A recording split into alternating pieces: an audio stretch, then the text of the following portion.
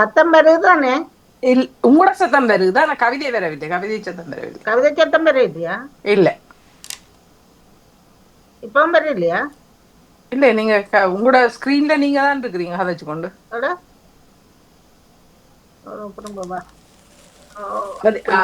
அவசரப்படாமல் நிதானமாக. ஆமா ஆமாம். முதல்ல நாங்கள் ரிச்சுவல் போட்டேன்னா வந்தது தானே சத்தம். என்னடா நடக்கு?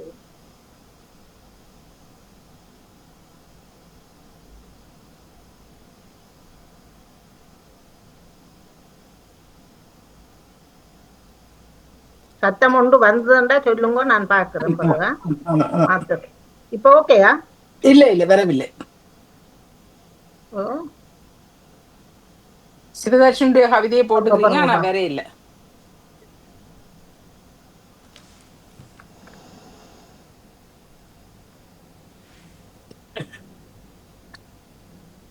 குரல் தென்றலின் இயல்பினை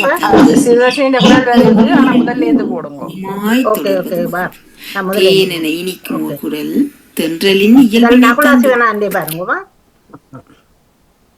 வணக்கம். கவிதை நேரத்திற்காய் உங்களுடன் நகுலா சிவநாதன். பேரெழில் நாடு.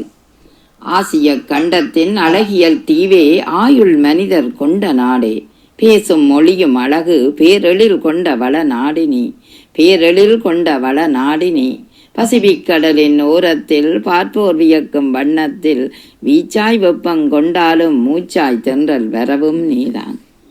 ஆற்றல் கொண்ட நாடாக அமைதி வண்ண பேரழிலும் ஆற்றல் மிக்க தொழில்நுட்பமும் விளங்கும் நாடு ஜப்பான் தீவே. ஆற்றல் கொண்ட நாடாக ஆளுமை வண்ண பேரழிலும் ஆளுமை மிக்க தொழில்நுட்பமும் விளங்கும் நாடு ஜப்பான் தீவே. வளங்கள் உன்னுள் நிறைத்திட்டே வாஞ்சை வல்லுநரை உருவாக்கி வளமாய் உறையும் சுந்தரமே வார்க்கும் சுடராய் வையத்தில். வார்க்கும் சுடராய் வையத்தில். மூத்தோர நீயும் மதித்திட்டே முதுமை போற்றும் பாரம்பரியம் என்றும் பெருமை உனக்கேதான் ஏற்றம் வரவும் கொண்டாய் வாழ்க.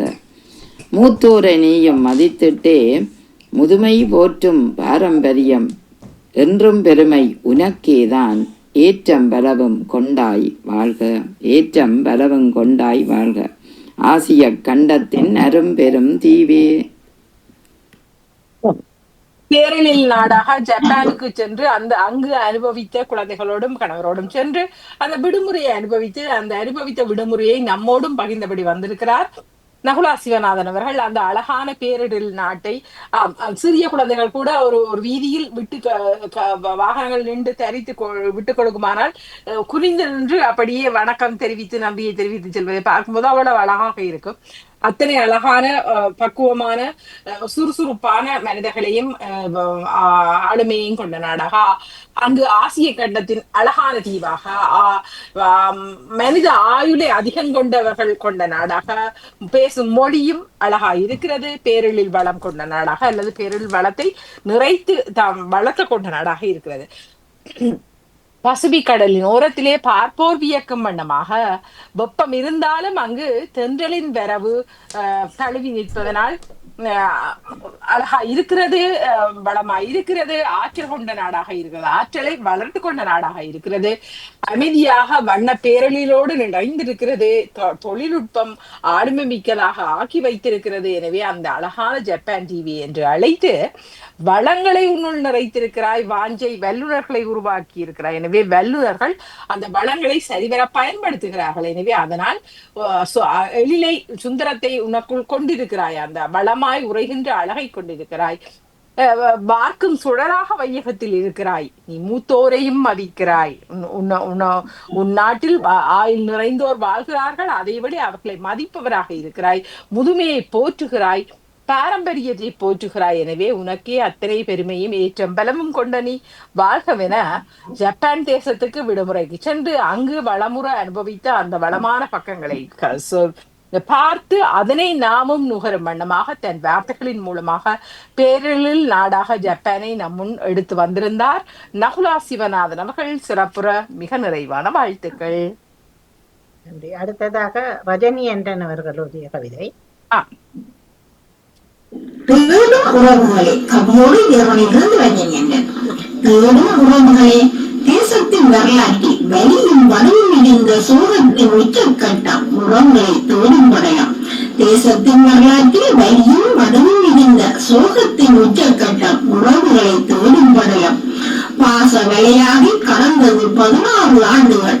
தேடும் உறவுகளை தேடி தேடி தேகமே நடை புணமாகிய வேளை. பாச வலையாக கடந்தது 16 ஆண்டுகள். தேடும் உறவுகளை தேடி தேடி தேகமே நடை புணமாகிய வேளை.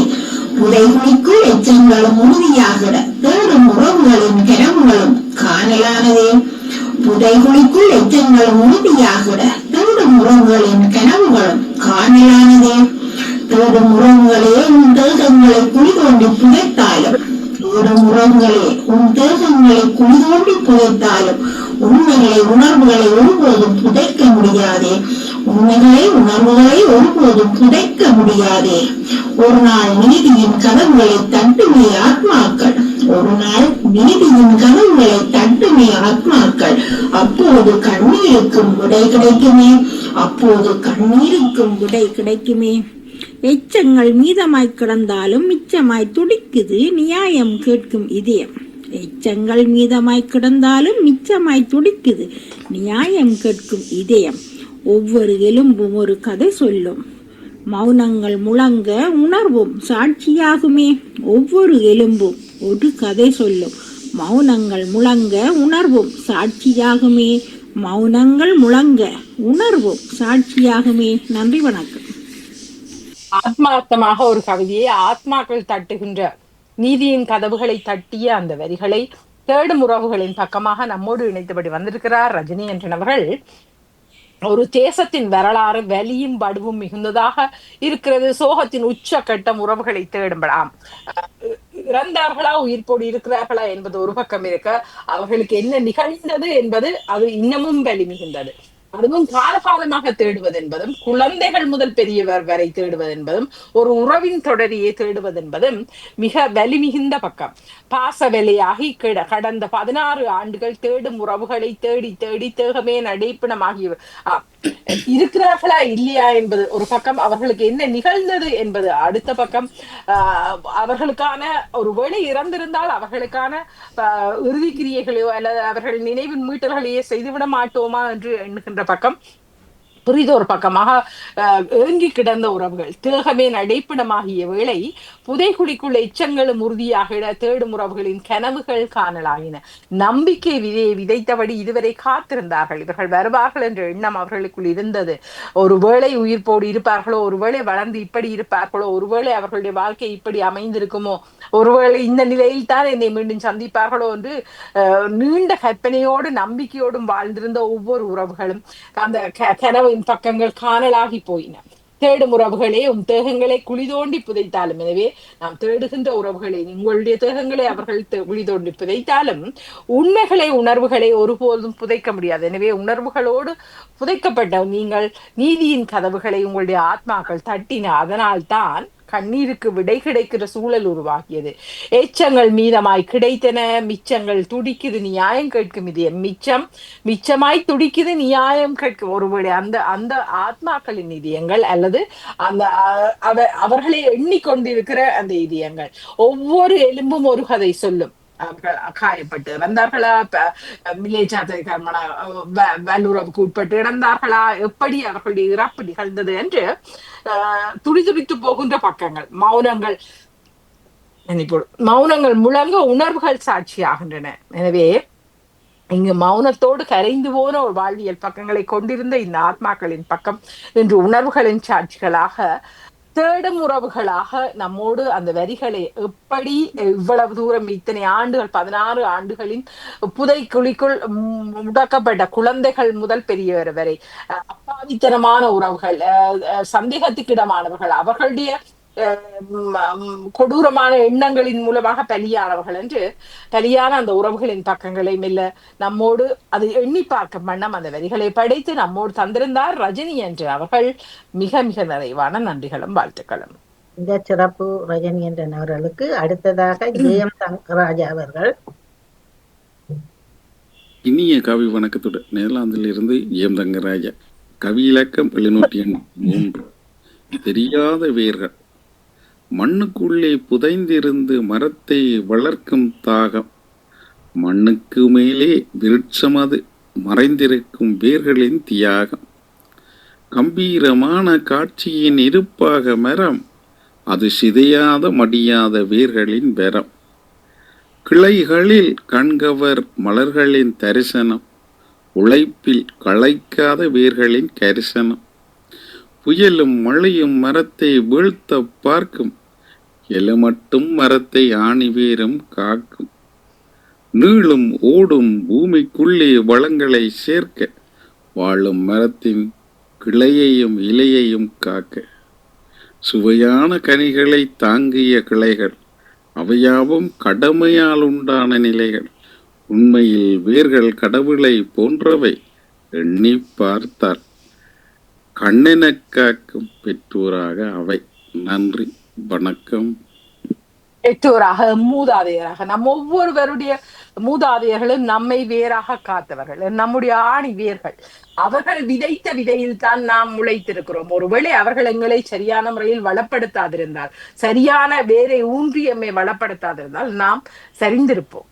எனவே சரியான முறையில் எங்களை பக்குவமாக வளப்படுத்தி எங்களை நிமித்தி எடுத்து வேறாக காத்த அந்த வேரின் ஒவ்வொரு கணுக்களின் பக்கங்களையும் நமக்கு மெல்ல எடுத்தாண்டபடி வந்திருக்கிறார். தெரியாத வேர்கள், நம்மில் பலருக்கு எங்களுடைய வேர்களே தெரியாதிருக்கிறது, நிச்சயமாகவே தெரியாதிருக்கிறது.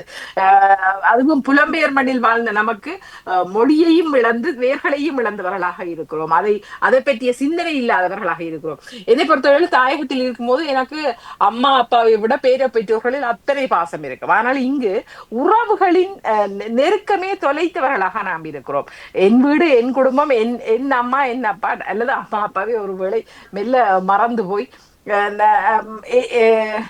நம்ம பல குழந்தைகள் எப்படி இருக்கிறோம் என்றால், என் வேலையும் என்னுடைய வாழ்க்கையும் முக்கியம், அடுத்ததை நான் எப்படி பார்ப்பது, என்னால் முடியாது இருக்கிறது, என்னால் செய்ய முடியாத ஒற்றை வார்த்தையில் நாம் கை கழுவி விடுகிறோம். எனவே இந்த சூழலில் இந்த வேர்கள் எப்படி நம்மை பாதுகாத்தன, எப்படி தங்களுடைய உழைப்பை கொடுத்தன, எப்படி செயலூக்கத்தை கொடுத்தன என்பதனை அந்த மரங்களின் மூலமாக மெல்ல அழகாக நம்மோடு எடுத்தாண்டு இருக்கிறார் ஜெயம் தங்கராஜா அவர்கள். மீண்டும் ஒரு அழகான கவிதை தன்னுடைய 783வது பக்கத்தோடு இணைந்திருக்கிறார். மண்ணுக்குள்ளே புதைந்திருந்த மரத்தை வளர்க்கும் தாகம், தாகத்தோடு வளர்க்கிறது. அது தன் தாகத்தை தீர்ப்பதற்காக நீரை உறிஞ்சவில்லை, மரத்தை வளர்க்கும் தாகத்தோடு உறிஞ்சுகிறது. நிச்சயமாக ஒவ்வொரு பெற்றோரும் ஒவ்வொரு சகோதர உறவுகளும் கூட எங்களுக்குள்ள ஒரு தாகம் இருக்கும். என் குடும்பம், என் பக்கம் நான் இதை செய்தாக வேண்டும் என்று உயிர் தாகம் இருக்கும். அந்த தாகம் அந்த வேருக்கு இருக்கிறது. மண்ணுக்கு மேலே விருட்சம், அது மறைந்திருக்கும் வேர்களின் தியாகம். இருச்சன் மட்டுமே செழிப்பாக வெளியே தெரிகிறது, ஆனால் அங்கு தன்னை ஒருத்து தன்னை வெளியில் காட்டி கொள்ளாமல் வேறாய் இருக்கிறது. அதன் தியாகம்தான் அந்த மரத்தை நிமித்தி எழ வைக்கிறது. கம்பீரமான காட்சியின் இருப்பாக மரம், அது சிதியாத மடியாத வேர்களின் மரம். மிக அழகான வேர்கள். கம்பீரமான காட்சியின் இருப்பாக மரம் வெளியில் அத்தனை அழகாக கம்பீரமாக தெரிகிறது. நம்மில் எத்தனை பெற்றோர் இந்த புலம்பெயர் வாழ்வில் தம்மை முழுவதுமாக ஒருத்து அந்த குழந்தைகளுக்கான வாழ்வியலை கொடுத்து அது சிதையாத மடியாத வேர்களின் வரமாக இருக்கிறது. பிழைகளில் கண்டவர் மலர்களின் தரிசனம், உழைப்பில் களைக்காத வேர்களின் கரிசனம். மிக அழகு. கிளைகளில் கண்கவர் மலர்களின் தரிசனம். அந்த கிளைகளில் அத்தனை மலர்கள் அத்தனை அழகாக, அத்தனை வசதிகளையும் அத்தனை வசந்தத்தையும் பெற்றுக் கொள்வதற்காக இந்த மரங்கள் கிளை விட்டு பரப்பி எழுவதற்கு உழைப்பில் களைக்காத வேர்களின் 1, 2, 3 இத்தனை வேர்களை முதுகு நோவா, நரி நோவா, கைகால் பிடிப்பா அத்தனையும் மறந்து ஓடிய ஒவ்வொருவரும் புலம்பெயர் வாழ்வில் மட்டுமல்ல தாயகத்தில் இருப்பவர்களின் உறவுகளை கூட கையில் இறுகி பெற்ற வேண்டுமே என்று ஓடிக்கொண்டிருக்கிற பல உறவு வேர்களின் கரிசனம். புயலும் மழையும் மரத்தை வீழ்த்த பார்க்கும். சூழலின் பக்கம் இந்த மரங்களை வீழ்த்துவதற்கான சூழல் இருக்கும், ஆனால் இயல மட்டும் மரத்தை ஆணி வேரும் காக்கும். அது விழுந்து விடாமல் இந்த ஆணிவேர் காத்து கொள்ளும். நீளம் ஓடும் பூமிக்குள்ளே வளங்களை சேர்க்க வாழும் மரத்தின் கிளியையும் இலையையும் காக்காது. இப்படி ஊடுருவி சென்று இந்த பக்கத்துக்கள் எல்லாம் அந்த நீரை சேகரிக்கையோ சேர்த்து வைக்கும் என்றால் இந்த மரத்தின் கிளியையும் இலைகளையும் பாதுகாப்பதற்காக சுவையான கனிகளை தாங்கிய கிளைகள் அவையாவும் கடமையால் உண்டான நிலைகள். இந்த வேரின் கடமையால் உண்டானதுதான் இந்த கனிகளும் அந்த அழகும். உண்மையில் வேர்கள் கடவுளை போன்றவை. ஒரு ஒரு ஒரு மரத்தை காப்பதற்கு எப்படி வேர்கள் தம்மை தியாகம் செய்கின்றனவோ அது போலத்தான் இந்த பெற்றவர்களின் நிலையும் இந்த உறவுகளின் நிலையும் கண்ணின் இமையாக பாதுகாப்பதனால் மட்டுமே இந்த மரங்கள் இத்தனை வளமுறை செழித்திருக்கின்றன. ஆனால் பல வேளைகளில் அந்த மரங்கள் மறந்து விடுகின்றன இந்த வேர்கள் எப்படி தம்மை பாதுகாத்தன என்பதை. எதற்காக நீங்கள் உங்களை இந்த தியாகம் செய்தீர்கள் என்ற அலட்சியமான கேள்விகளை கேட்கும் பலரையும் இந்த மரங்களையும் நாம் பார்க்கிறோம். எனவே அழகான வேர்களையும் அழகான மரங்களையும் அவற்றின் உள்ளாட்டமாக இருக்கிற தெரியாத வேர்களையும் மிக அழகாக எடுத்தாண்ட ஜெயம் தங்கராஜா அவர்களுக்கு மீண்டுமாய் நெஞ்சம் நிறைந்த வாழ்த்துக்கள். சிறப்பான படமும் போட்டிருந்தார் அதுக்கேற்ற மாதிரி.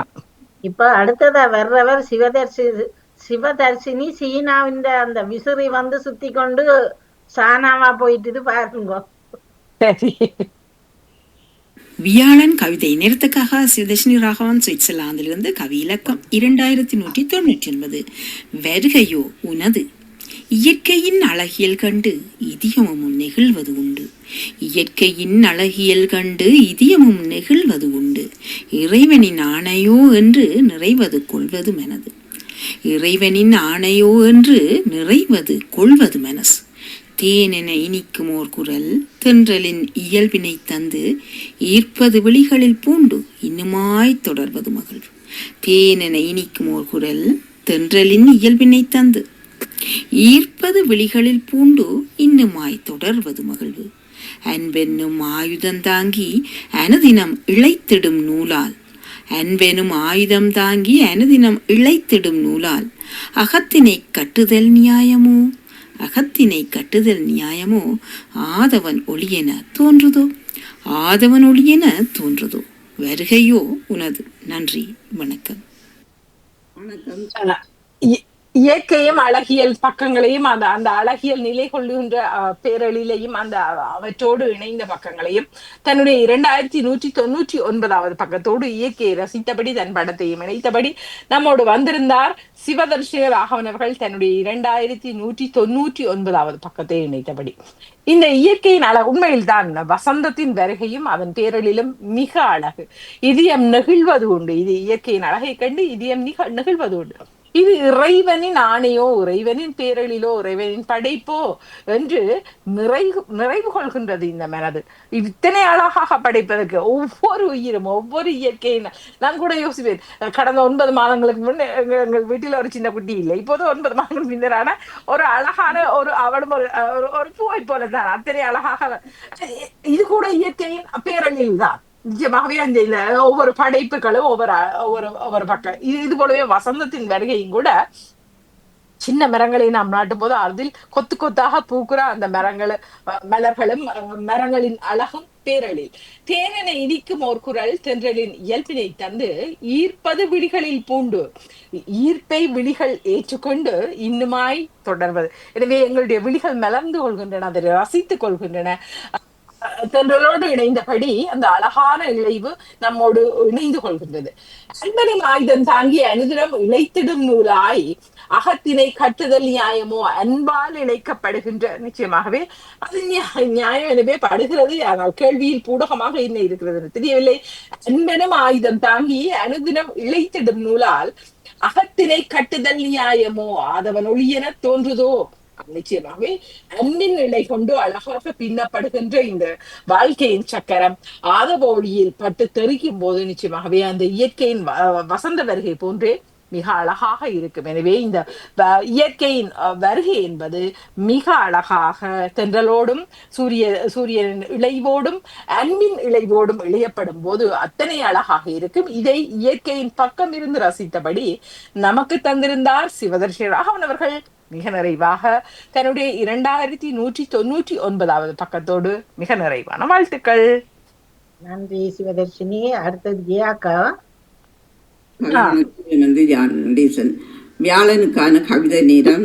கவிதை இலக்கம் தவறுதான் மாறுபட்டு விட்டது. 2055 இலக்கம். அன்னை திரேசா பிறப்பு நாள். அன்னை திரேசா ஆவணி 26 அவதரித்தார். அன்னை அவர் மனிதாபிமானத்துடன் வடிவம். அம்மையார் மக்களின் இதயத்தை தொட்டவர். இறப்போர்க்கு இரக்கத்தை காட்டினவர். வீடு வீடாக ஏறி கதவுகளை தட்டினவர், இல்லாதவருக்கு இரங்குங்கள் கரன் நீட்டினவர், ஏழைகளை அணையுங்கள் பகிருங்கள் என்றவர், உண்மைகளை உரைத்து அன்பாக கேட்டவர், உத்தமியாய் வாழ்ந்து அனைத்தையும் வென்றவர், ஆதரவற்ற குழந்தைகளை அன்போடு அணைத்தவர், வறுமையில் பசித்தோருக்கு உணவு அளித்தவர், வாழ்க்கையை மக்களுக்காக அர்ப்பணித்து மறைந்தவர். நன்றி, வணக்கம். அன்னை தெரேசா அவர்களை அவருடைய பிறப்பு நாளை 1913 பக்கத்தோடு இணைத்தபடி நம்மோடு வந்திருக்கிறார் ஜி நடேசன் அவர்கள். அந்த அன்னை எப்படி பிறந்தார், அவருடைய மனிதாபிமானம் எப்படி வடிவமைக்கப்பட்டது, எப்படி குழந்தைகளுக்காகவும் பிறருக்காகவும் அவர் கையேந்தினார், உத்தமியாய் வாழ்ந்து ஆதரவற்ற குழந்தைகளை அன்போடு அணைத்து வாழ்ந்து உமிழ்ந்த பிறர் தம்மை பார்த்து உமிழ்ந்த போது கூட அதனை ஏற்றுக்கொண்டு மீண்டுமாக இறந்து அந்த குழந்தைகளை காப்பதில் அவர் பேரார்வம் கொண்டிருந்தார். புரிதோர் நாட்டில் பிறந்த போதும் இந்திய நாடு சென்று அங்கு குழந்தைகளை காப்பதை, அங்கு உள்ள ஏழை குழந்தைகளை காப்பதை தன் முழு நேர பக்கமாக கொண்டிருந்து பலரை இணைத்தபடி தன் வாழ்வை அமைத்த அவருடைய பக்கம். எனவே இங்கு ஆவணி 26 பிறந்த அன்னை தெரேசா அன்னையார் அவர்கள் மனிதாபிமானத்தின் வடிவமாக இருந்தார். எனவே அவர் வடிவமே மனிதாபிமானத்தை நிறைத்திருந்தது. அம்மையார் மக்களின் இதயங்களை தொட்டார், தன் செயல்களாலும் தன் வாஞ்சியாலும் இதயங்களை தொட்டார். இறப்போர்க்கு இரக்கத்தை காட்டினார். உதவிகள் தேடியோர்க்கும் ஆதரவற்றோர்க்கும் உடல் நலிவுற்றோர்க்கும் தன் இதயத்தை காட்டியவர். வீடு வீடாக ஏறி கதவுகளை தட்டி அவர் மற்றவர்களுக்காக உதவிகளை தேடினார். ஏழைகளை அணையுங்கள் பகிருங்கள் என்று மற்றவர்களுக்கும் அந்த உணர்வுகளை ஊட்டினார். உண்மைகளை உரைத்து அன்பாக கேட்டார். உத்தமியாய் வாழ்ந்தார், அனைத்தையும் வென்றார். ஆதரவற்ற குழந்தைகளை அன்போடு அவர் அணைத்திருந்தார். நோயற்றவர்கள் ஆதரவற்றவர்கள் அத்தனை பேரையும் தன்னோடு அணைத்து வறுமையில் பசித்தோர்க்கு உணவளித்து வாழ்க்கையை மக்களுக்காகவே அந்த வெண்தூய உடையில் தன்னை வாழ்நாள் முழுவதுமாக அர்ப்பணித்து பலரை அந்த சேவையில் இணைத்தபடி தொடர்ந்திருந்த அவருடைய வாழ்வியல் பக்கம் என்பது மிக அற்புதமானது. அந்த அன்னையை நம்மோடு நினைவுபடுத்தி வந்திருந்த ஜி நடேசன் அவர்களுடைய பக்கமும் மிகச் சிறப்பு. எனவே மிக நிறைவான வாழ்த்துக்கள். நாம் பிறந்ததற்கான நம்முடைய வாழ்நாளில் நாம் செய்ய வேண்டிய பக்கங்கள் பலதாக இருக்கும். நாம் பலர் அவ்வப்போது மறந்து விடுவோம். ஆனாலும் அன்னை தெரேசா போன்ற பலர் அந்த வாழ்க்கையை அதற்காக அர்ப்பணித்து செல்வது என்பது இன்னமும் பலருக்கு உத்வேகத்தையும் முன்னுதாரணமாகவும் இருக்கிறது. எனவே அதனை அழகுற மீண்டுமாய் நாம் மெல்ல சிந்திப்பதற்கு, ஒருவேளை நாம் அப்படித்தான் வாழாவிட்டாலும் கூட மெல்ல எங்களுடைய கைகள் இணைவதற்காவது ஒரு துளி இணைவதற்கான உத்வேகத்தையாவது கொடுக்கும் இந்த வரிகள். எனவே அதனை நிறைவுற செய்த ஜி நடேசன் அவர்களுக்கு மிக நிறைவான வாழ்த்துக்கள். கடைசி எல்லா எழுத்தும் இப்பண்ணாவிலேயே முடிஞ்சது. மிக சிறப்பு. நன்றி. அடுத்து என்னது கவிதை? செல்வி நித்யானந்தன். விடுமுறை. பள்ளி விடுமுறையும் சட்ட நம்முடைய பாடசாலை மெல்லனவே ஆரம்பம். பள்ளி விடுமுறையும் சட்ட நம்முடைய பாடசாலை மெல்லனவே ஆரம்பம். பிள்ளைகளின் ஆரவாரம் ஒரு புறம், பெற்றோரின் ஆனந்தம் மறுபுறம். பிள்ளைகளின் ஆரவாரம் ஒரு புறம், பெற்றோரின் ஆனந்தம் மறுபுறம். விடுப்பு வந்தாலே பாரிய செலவு கடுப்பாகும் பெற்றவரும் உண்டே. விடுப்பு வந்தாலே பாரிய செலவு கடுப்பாகும் பெற்றவரும் உண்டே. பயணங்களை முன்பதிவு செய்பவரும் பணத்தை சேமித்து மகிழ்விப்பவரும், பயணங்களை முன்பதிவு செய்பவரும் பணத்தை சேமித்து மகிழ்விப்பவரும், ஓய்வின்றி சுழலிடும் சக்கரமாகவும் ஓடிடும் உழைப்புக்கு ஆறுதல் தேடியும், ஓய்வின்றி சுழன்றிடும் சக்கரமாகவும் ஓடிடும் உழைப்புக்கு ஆறுதல் தேடியும், ஒய்யாரமாய் இருந்து மகிழ்வுறவும் ஒப்புரவாய் சேர்ந்திடும் நாளாய் ஆகுமே. ஒய்யாரமாய் இருந்து மகிழ்வுறவும் ஒப்புரவாய் சேர்த்திடும் நாளாய் ஆகுமே. நன்றி, வணக்கம். அழகாய் விடுமுறை பக்கத்தில் ஒரு ஆசிரியர் நின்று நிதானமாக பேசியது போல விடுமுறையை அழைத்தபடி நம்மோடு வந்திருந்தார் செல்வி நித்யானந்தன் அவர்கள்.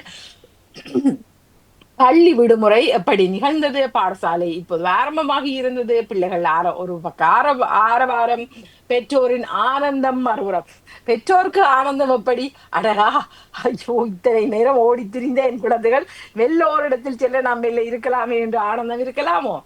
விடுப்பு வந்தாலே பாரிய செலவு கடுப்பாகும் பெற்றவரும் உண்டு. நிச்சயமாகவே ஒவ்வொரு பெற்றவர்களும் பெரிய செலவுகள் தான் அவர்களுடைய விருப்பங்களை நிறைவேற்றுவதற்கு, குழந்தைகளுடைய விருப்பங்களை நிறைவேற்றுவதற்கு. பயணங்களை முன்பதிவு செய்பவரும் பணத்தை சேமித்து மகிழ்விப்பவரும் இருவரு பக்கமான பக்கங்கள் பணத்தை சேமித்து வைத்து முன்பதிவு செய்து கொண்டு வரலாம் அல்லது அவசர அவசரமாக கடன் வாங்கி செல்பவர்களாகவும் இருக்கக்கூடும். ஓய்வின்றி சுழன்றிடும் சக்கரமாகவும் ஓடிடும் உழைப்பிற்கு ஆறுதல். எனவே சுழன்றவர்கள் மெல்ல அந்த சில்லுகளுக்கு ஆறுதல் கொடுத்து இருக்கின்ற விடுமுறையை அனுபவிக்கின்ற பக்கம். ஆனாலும் அப்படி நிகழுமோ? அங்கும் ஓட்டம்தான், அங்கும் விடுமுறையின் ஓட்டத்தின் பக்கம்தான். அந்த உறவை பார்க்க வேண்டும், இந்த உறவை பார்க்க வேண்டும், அந்த அந்த இடத்தை சென்று பார்க்க வேண்டும் என்று ஓட்டமும் நடையுமான ஒரு இருவர் மிக ஆறுதலாக இருப்பார்கள். ஆனால் பெரும்பாலானவர்கள் மீண்டுமான ஓட்டம்தான். ஒய்யாரமாக இருந்த மகிழ்வுறவும் ஒப்புரவாக சேர்ந்த நாளாகுமே. எனவே அழகான விடுமுறை என்பது நாம் ஒய்யாரமாக இருந்து நிதானமாக கழிப்பதற்காக சந்தோஷிப்பதற்காக கிடைக்கிறது. எனவே அது சரிவர பயனர் ஆக வேண்டும். அதனால மீண்டுமாக விடுமுறையின் பயணம் முடிந்து பாடசாலை ஆரம்பமாகிவிட்ட அந்த அழகான பக்கத்தையும் மெல்ல நினைவுறுத்தியபடி தன் விடுமுறையையும் கழித்து ஒரு ஆசிரிய தோரணையில் வந்திருந்தார் செல்வி நித்யானந்தன் அவர்கள். சிறப்பான வாழ்த்துக்கள். நன்றி நன்றி. எவ்வளவு பேருடைய தான் அபின்ற கடந்த வாரத்தன் தான் இருக்குது. எனவே மிக அழகாக தங்களுடைய வரிகளை இணைத்து வந்திருந்த ஒவ்வொருவருக்கும் சிறப்பான வாழ்த்துக்கள்.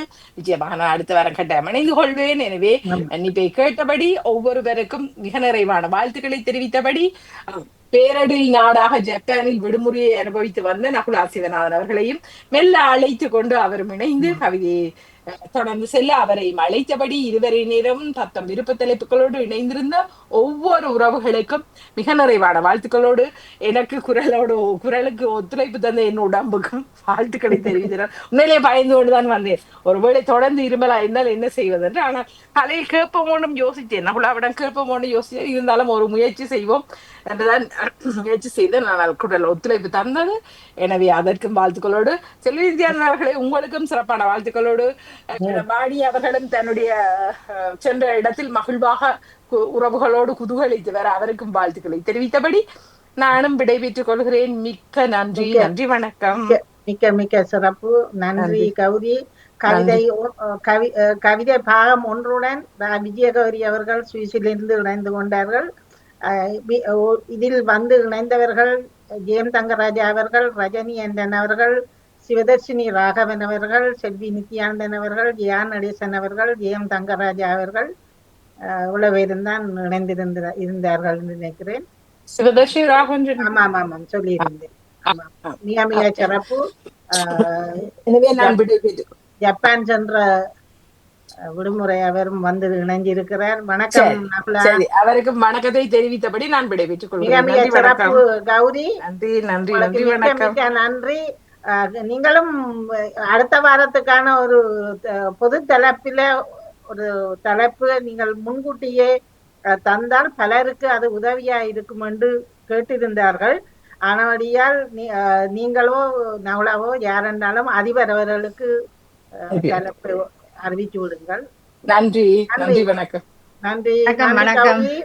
உங்களை உடம்பு நிலையும் கருதி கொண்டும் நீங்கள் வந்து இணைந்து உங்களுக்கு மிக மிக சிறப்பான பாராட்டுகள், நன்றிகள்.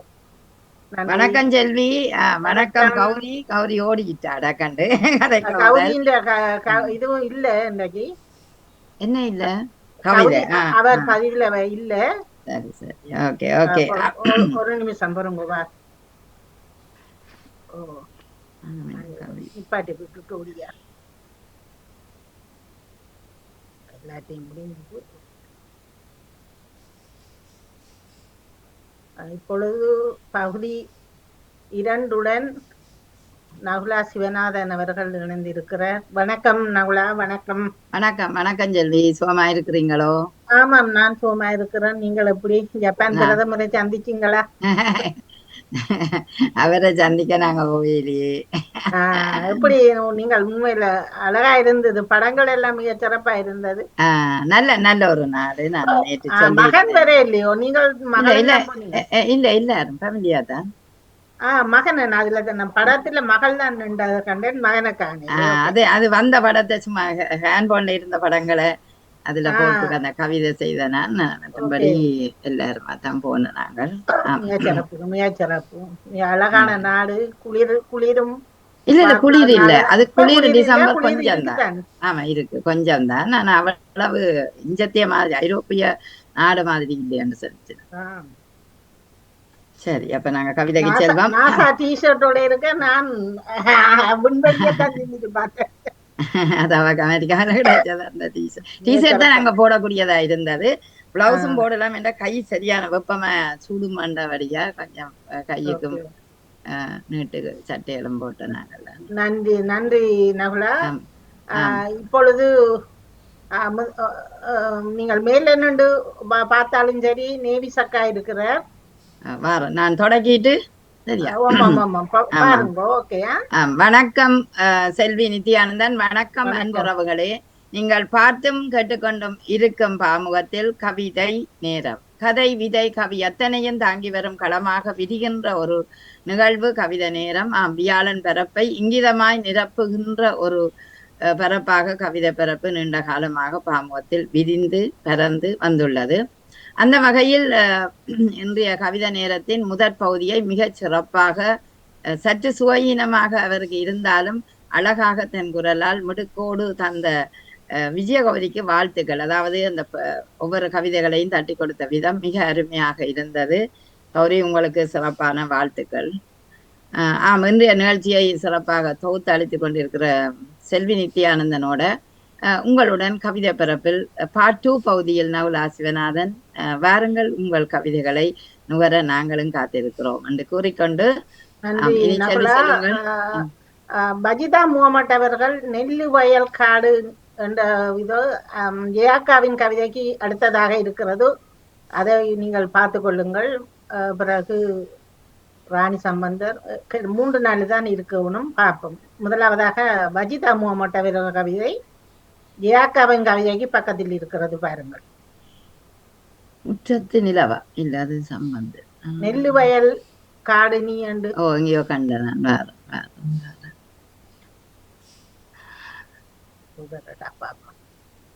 ஆமாம், கண்டுட்டேன். ஓகே.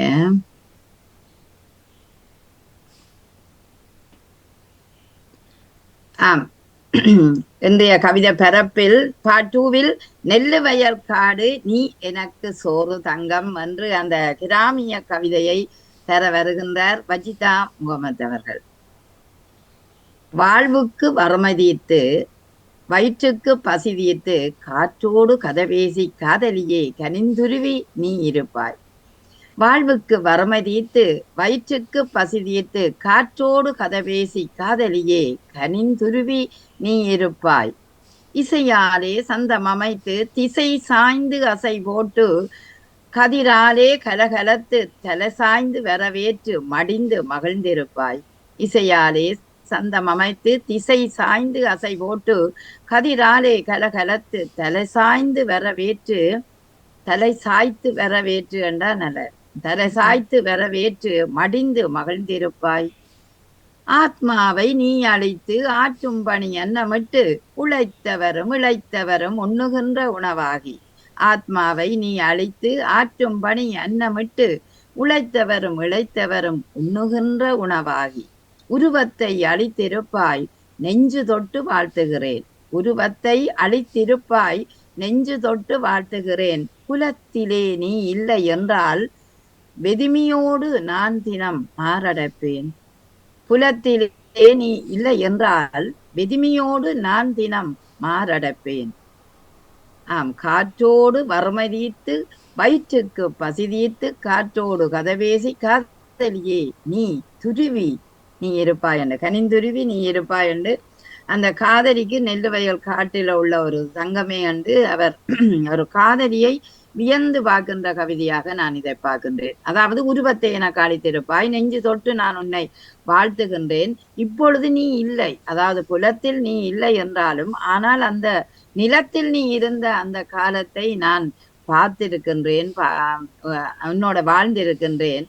அதனால் வெதுமையோடு நான் தினம் உன்னோட நான் தினம் மாரடைத்து, அதாவது மகிழ்ச்சியோட வாழ்ந்திருப்பேன் என்றதை மாரடைப்பேன் என்றால் சில நேரம் நீ இறக்க நானும் சேர்ந்து இறந்திருப்பேனோ என்று சொல்லுகிற போல் இருந்தது. அது எப்படி அந்த காதலன் ஒரு காதலியை பார்த்த விடயத்தை அவர் சொல்லுகிறார் என்னென்றால், ஒரு வறுமையை தீர்த்து வறுமையாக இருந்த ஒரு காலத்துல கூட அந்த வாழ்வுக்கு நீ அந்த வறுமையை தீர்த்து சோறு உணவு பசி தீர்த்து அந்த காலமும் அதே நேரம் அந்த காற்றோடு கதை பேசி நாங்கள் காதலித்து காதலோடு ஒன்றித்து கனிந்துருகி வாழ்ந்த அந்த காலத்தை நினைத்து பார்த்தால் ஆகா என்ன சொற்க தங்கந்தான் நீ எனக்கு எப்பவும் தங்கந்தான் என்றதை நினைத்திருக்கின்றார்.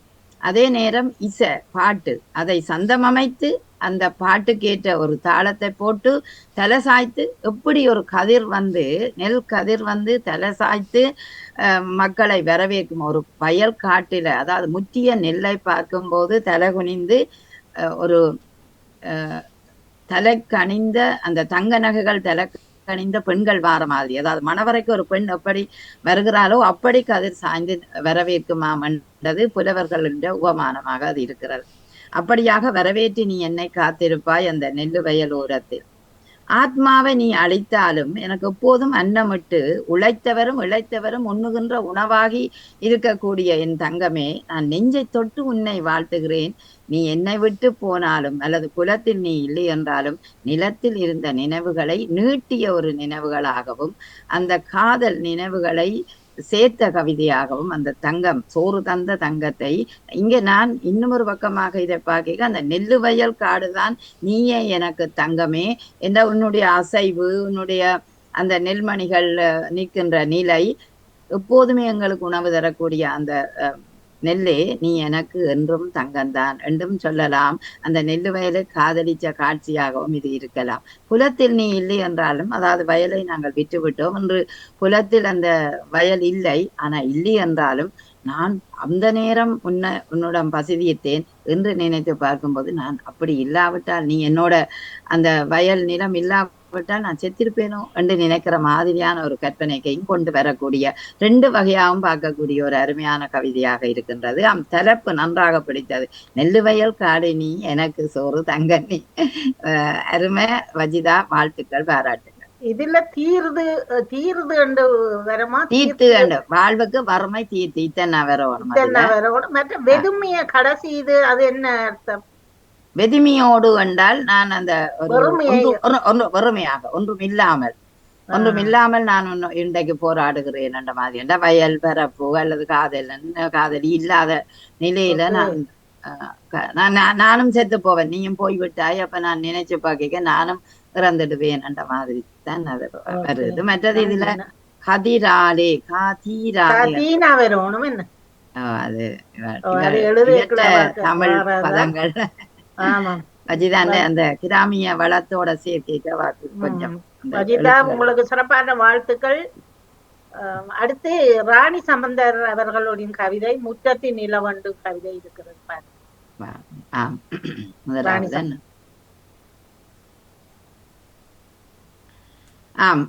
முற்றத்து நிலவு ராணி சம்பந்தர். சுடுகிற அளவிற்கு எங்கும் படுகிற ஒளி பெரிதாகியோ கலங்கிய விழிகளை நீயோ தொட்டு செல்கிறாய்.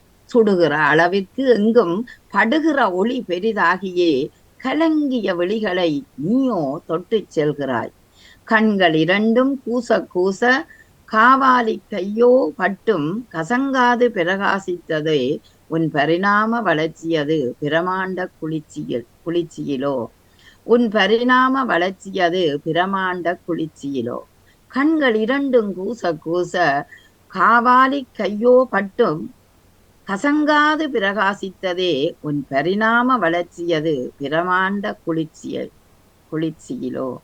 மாலையில் புத்தம்புது சிவப்பு கூரை புடவை உடுத்தியே நீ வரும் அழகு கொள்ளை அழகே.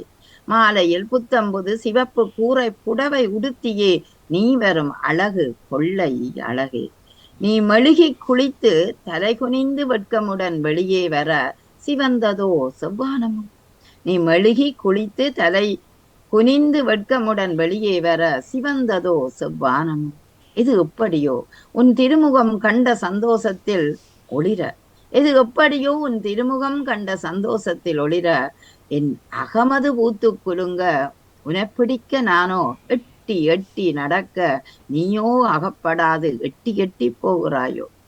என் அகமது பூத்து குலங்க உன்னை பிடிக்க நானோ எட்டி எட்டி நடக்க நீயோ அகப்படாது எட்டி எட்டி போகிறாயே என்ற, அதாவது எட்டாத வானத்தில் தொட்டுவிடும் நிலவாக நாங்கள் நினைப்போம். ஆனால் அது தொட்டுவிட முடியாத ஒரு முற்றத்து நிலவு. நிச்சயமாக முற்றத்து நிலவை நாங்கள் நினைத்து பார்க்கும்போது அந்த புலத்து நினைவுகள் அப்படியே எங்கள் கண்முன்னே வருவது உண்மை.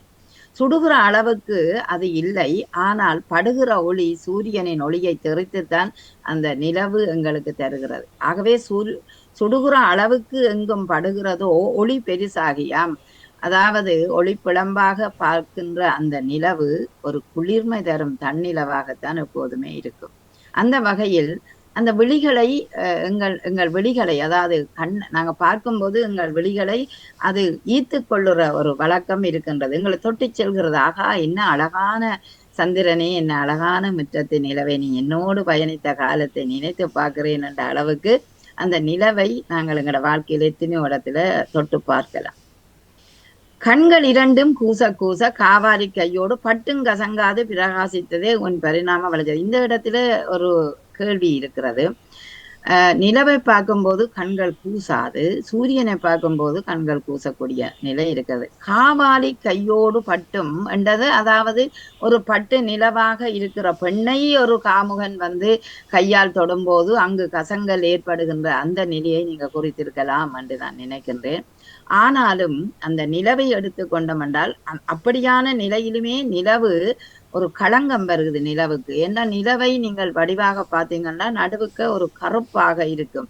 அதாவது கருநிலவு இல்லை, அந்த கருப்பு முகில் சில நேரம் மறைத்து கொள்வதும் உண்டு. அந்த நேரத்தில் நாங்கள் கருநிலவு கண்டு அதை பார்க்கிறதும் உண்டு. ஆனால் நீ கசங்காது பிரகாசித்தாயோ, உன் பரிணாம வளர்ச்சியது பிரமாண்ட குளிர்ச்சியிலே. நிலவு எப்போதும் குளிர்மை, ஆதலால் அங்கு